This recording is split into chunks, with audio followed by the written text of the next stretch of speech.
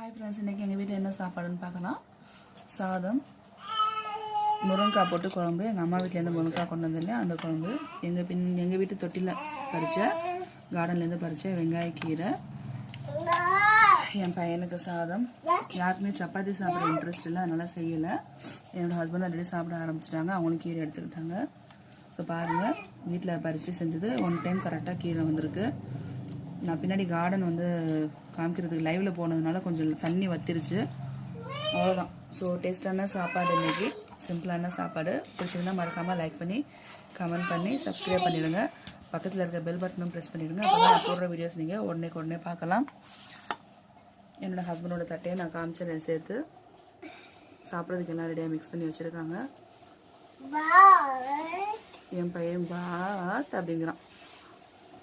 Thank you, Mano. Thanks for watching.